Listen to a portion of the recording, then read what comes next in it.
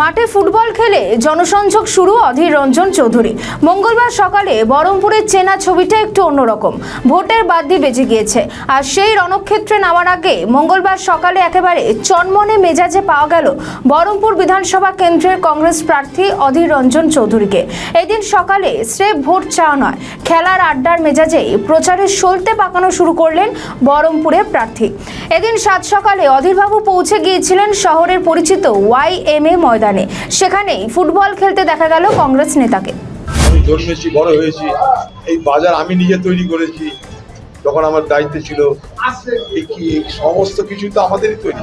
এই যে মার্কেট দেখছেন, দোতলা তিনতলা হয়েছে, ঝুপড়ি ঘর ছিল আগে, এগুলোকে ভেঙে আমরা দোতলা তিনতলা করি। তখন মানুষের কাছে আমরা সামান্য পয়সা নিয়ে করেছিলাম, 20,000 25,000 টাকা নিয়ে করেছিলাম। এখন এগুলো 20,25,00,000 টাকা করে দাম। শুরু করেছি তো আমরা করেছি, যখন মিউনিসিপ্যালিটি আমি তো পরিচালনা করতাম।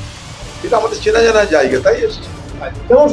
পাশে ফ্লাইওভার রেলের, এটাও আমি করে দিয়েছি যখন রেলমন্ত্রী ছিলাম। আর কি বাচ্চু ভোট দিবে না জানি, ভোটে দাঁড়িয়েছি। প্রধান যে কোনো প্রার্থী যে ভোটে দাঁড়ায়, তার প্রধান এবং প্রথম কাজ হলো মানুষকে অ্যাপিল করা, বলা যে আমি দাঁড়িয়েছি, সমর্থন করলে করবে। এটা আপনাদের উপর ছেড়ে দিলাম, সমর্থন করবে। সেটা যদি দেখা তো করতেই হবে।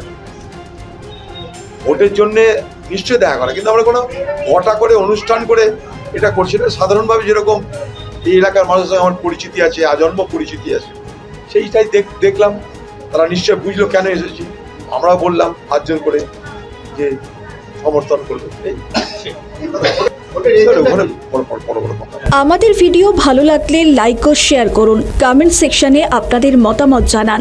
আরও ভিডিও পেতে আমাদের চ্যানেলটিকে সাবস্ক্রাইব করুন এবং প্রতি মুহূর্তে খবরের আপডেট পেতে প্রেস করুন বেল আইকন।